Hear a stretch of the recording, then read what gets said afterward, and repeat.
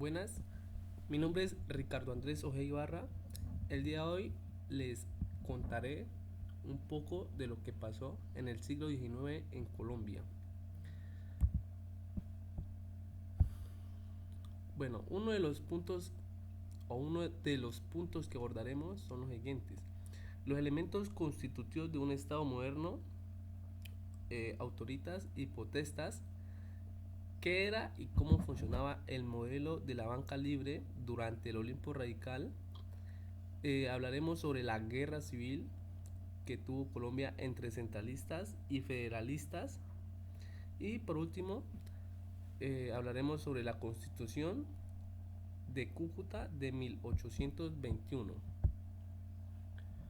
Bueno, para comenzar a hablar de los elementos constitutivos que debe tener un Estado moderno, eh, responderemos a la pregunta: ¿qué es el Estado?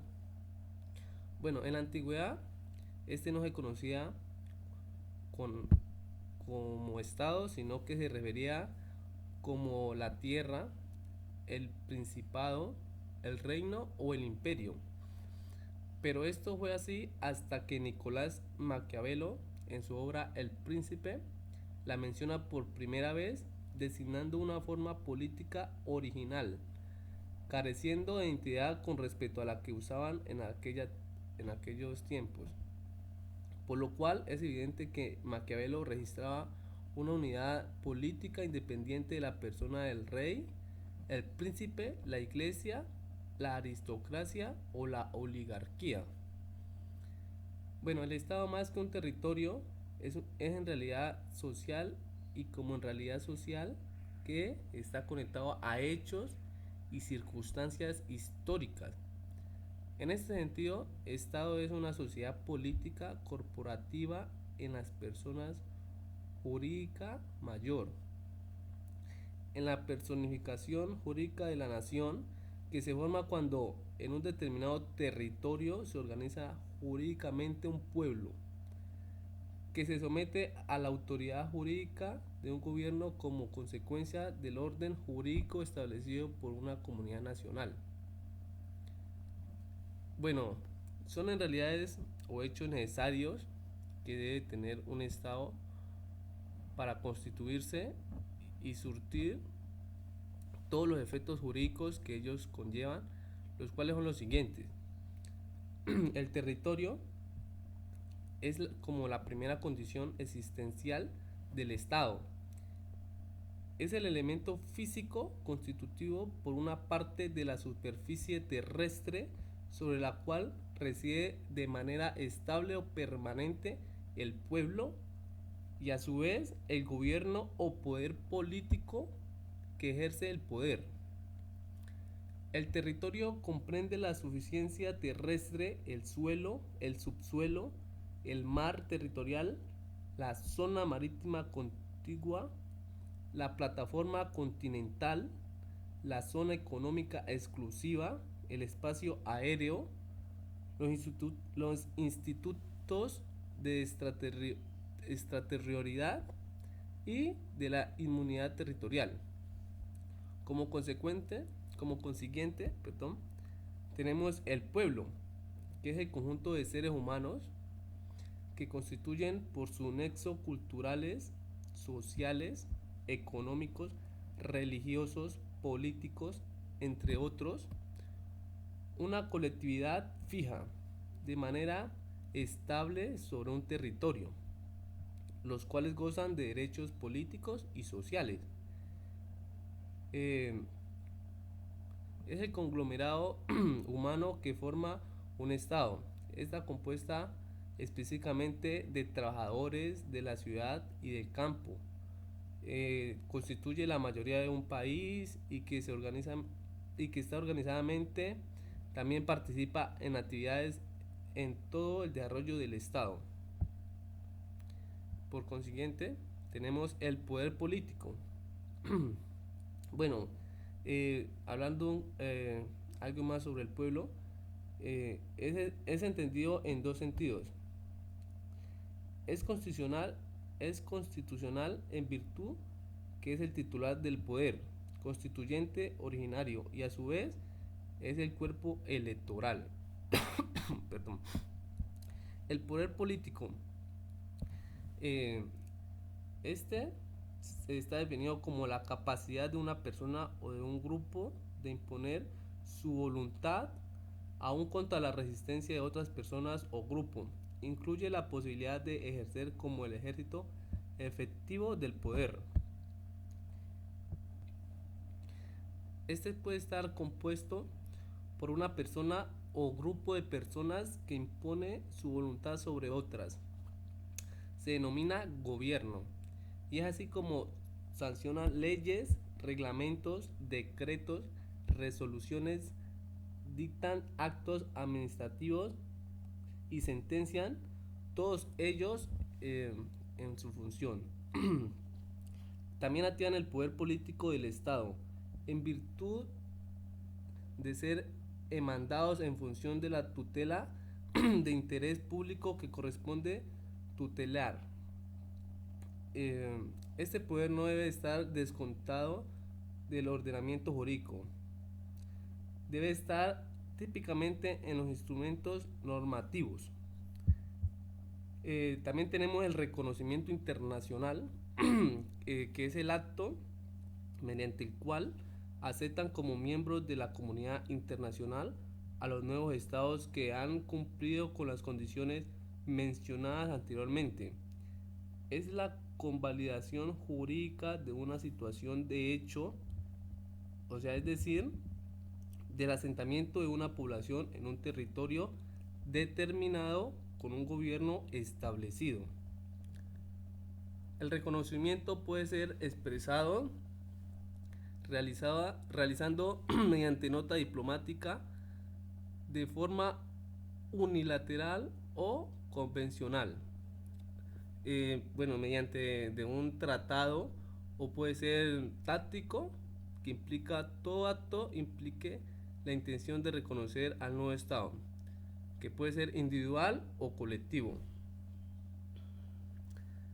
Bueno, con efecto a nuevos estados puede comenzar a tener relaciones políticas, económicas, sociales, entre otros, con los demás estados. Se dice que cuando se reconoce a un estado, este nace en la comunidad internacional.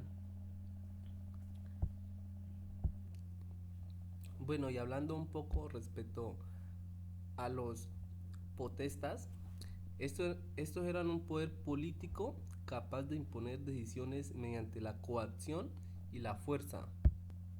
Y los autoritas, que eran el poder moral basado en una basado en el reconocimiento o prestigio de una persona. Estos dos conceptos descansaban en el equilibrio del Estado romano en la antigüedad. La autorita significaba literalmente la autoridad, hace referencia a un poder no vinculante pero socialmente reconocido. Bueno, ahora pasaremos a hablar sobre el modelo de la banca libre durante el Olimpo radical. Política monetaria liberales. En Colombia, durante el siglo XIX, se fundaron los primeros bancos privados con facultad de emitir billetes convertibles en monedas metálicas.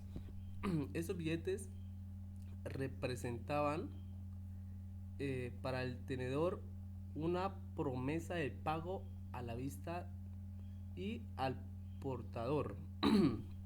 Perdón. En la historia monetaria colombiana se conoce este periodo como la era de la banca libre y sus inicios están marcados por la reglamentación contemporánea y contemplada en la ley 35 del 6 de mayo de 1865. Esta definió las reglas del juego para el establecimiento de firmas bancarias, permitiendo, entre otros aspectos, realizar una actividad privada de emisión de billetes convertibles en especie metálica. El sistema debía entonces funcionar no solo como unidad de cuenta definida en cantidades de metal precioso, sino fundamentalmente bajo una estricta convertibilidad en moneda metálica acuñada.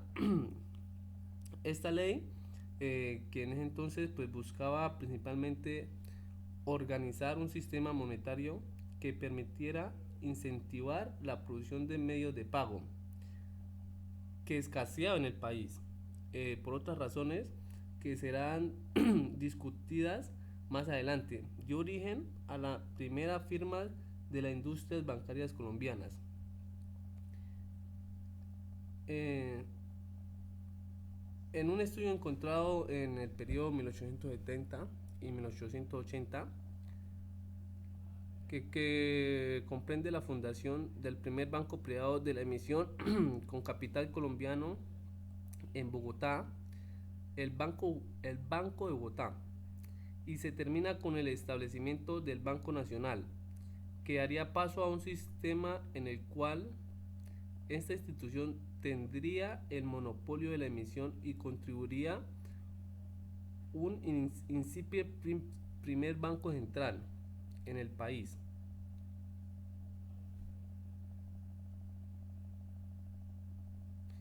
Concentrarse en este periodo le permitió abordar principalmente los aspectos relacionados con los orígenes tanto ideológicos como empresariales del Banco de Bogotá, y basados en este estudio poder comprender mejor el fundamento del sistema monetario que se desarrolló en el periodo que fue llamado banca libre únicamente.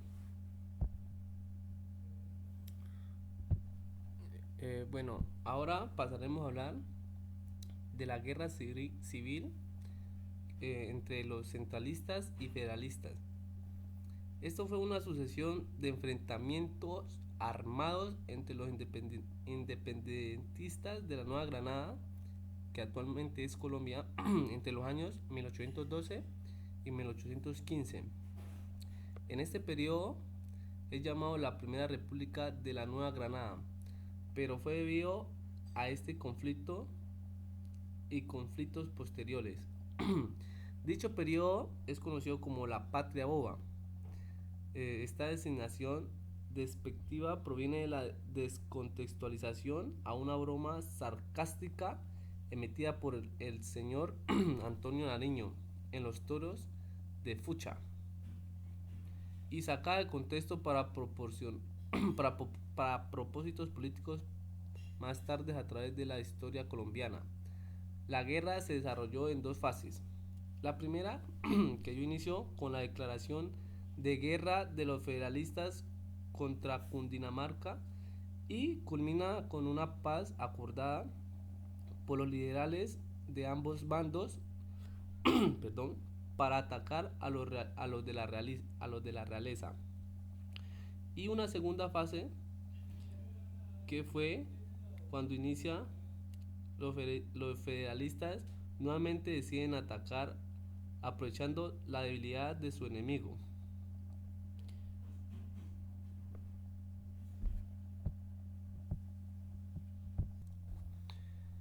El 27 de noviembre de 1811 se creó la Federación de las Provincias Unidas de la Nueva Granada, participando en el acto fundacional las provincias de Antioquia, Cartagena, Pamplona, Neiva y Tunja. Debido al carácter centralista de la Constitución de Cundinamarca, este fue el nombre que recibió la provincia de Santa Fe de Bogotá.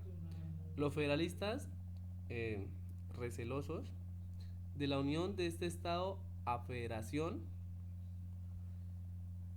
este recelo pues generó una división entre los dos bandos.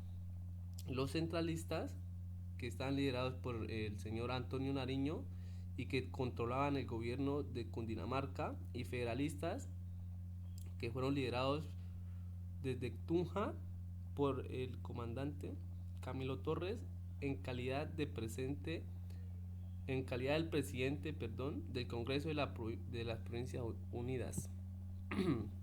Cundinamarca, que no hizo parte del pacto al ser un estado partidario, del centralismo se anexó en 1811 la provincia de Mariquita y parte de la provincia de Neiva, lo cual produjo tensiones con el resto de las provincias neogranadinas, las cuales se solucionaron el 18 de mayo de 1812 con un tratado de paz que reconocía las anexiones de Cundinamarca y establecía una futura capital federal sin jurisdicción de ninguno de los estados, permitiendo el liderazgo de Cundinamarca a la federación. Perdón. Sin embargo, el 8 de octubre de 1812, el gobierno federal le ordenó a Antonio Nariño, presidente de Cundinamarca, ajustar la legislación del estado al pacto federal, o a lo cual pues este se negó. Liderando por Bogotá, Cundinamarca controlaba el antiplano central. Históricamente, la religión hegemónica de la Nueva Granada, por ser la más rica de la población, Nariño consideraba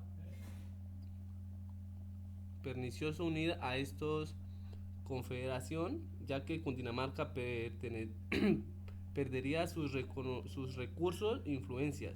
Además, consideraba que el mejor modelo de contrarrestar la avanzada realista era con la creación de un gobierno en su provincia. Desde su, desde su proclamación en la Bagal, llamada en la Bagatela, en 1811, afirmó que la federación era el sistema de gobierno más perfecto. Sin embargo, las condiciones de la guerra irregular no eran satisfactorias para establecer ese tipo de gobierno en la Nueva Granada.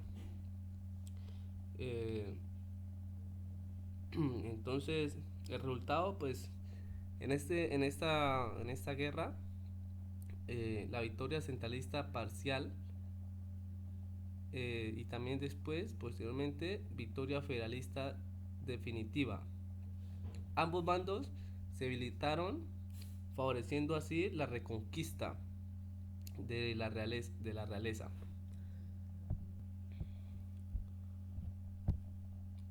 Bueno, ahora hablaremos sobre la Constitución de Cúcuta de 1821.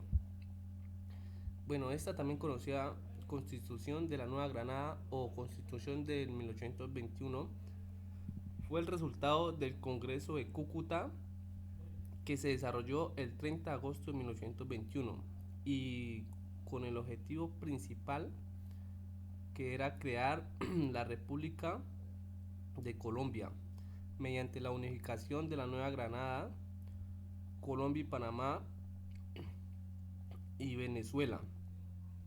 Esta ocurrió después de la batalla de de Carabobo. El 24 de junio de 1821, que dio oficialmente la independencia a Venezuela, y luego de la liberación de Caracas, Cartagena, Popayán y Santa Marta.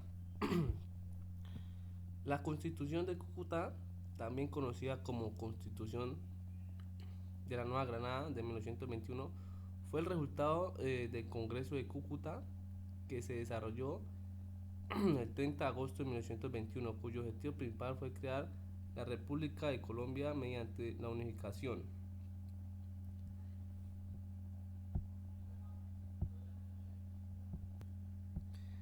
Bueno, haciendo un reconocimiento más amplio respecto a lo que fue la guerra civil durante el siglo XIX, sobre también llamado la patria boba, fue la lucha por la autonomía ante el poder colonial, que se transformó en la proclamación de la independencia absoluta de España de 1810 a 1816. La Lo que se llamaban en ese entonces los criollos, que eran hijos de los españoles nacidos en América. eh, el periodo pues comprendió en la fecha que acabo de mencionar. Se caracterizó por los grandes conflictos intensos que surgieron por opiniones encontradas acerca de la forma de organizar el nuevo gobierno. Las constantes peleas entre los federalistas y centralistas dio origen a este periodo inestable en Colombia, entre los cuales se encontraba el general Camilo Torres en los federalistas. Durante 6 años, el antiguo reino de Nueva Granada vive en una era o vivió una era que la historia conoce con el nombre Patria Boba. Cada provincia proclama su autoridad, cada aldea tiene su junta independiente y soberana. La palabra federalismo se convierte en la soberbia doctrinal de la impotencia. Las derrotas iniciales de Bolívar, y el conservatismo oligárquico de Perú, virreinal y la política centralística de Buenos Aires en el sur, que engendra la, la segregación y el separatismo de las provincias del Río de la Plata. Ofrecen un mismo espectáculo de división y caos. Por el contrario, desde el comienzo de su acción, el Libertador expresa en sus proclamas y en su correspondencia una idea central: la unidad de Latinoamérica en todo su esplendor. Eh, su, su, su forma de querer hacer las cosas dio paso para que la unidad latinoamericana recordara luego la frase que repite 1000 veces: unión, unión, o la anarquía os devorará. Bueno, los protagonistas de esa guerra fueron los federalistas y los centralistas. Los vencedores, los centralistas, que en ese entonces estaban con Antonio Nariño. El comandante Camilo Torres Tenorio, quien se unió al federalismo, perteneció a la clase dirigente payanesa, mientras que Nariño era un intelectual oriundo de Santa Fe que deja con serias dudas las convivencias ideológicas, por sus aparentes filiaciones políticas religiosas. Bueno, la guerra, pues su razón fue por las ambiciones particularistas y, y la perplejidad ante la organización de un nuevo gobierno. Bueno, mi gente, por acá les dejo la bibliografía. Espero les den like al video y se suscriban a mi canal. Bye bye.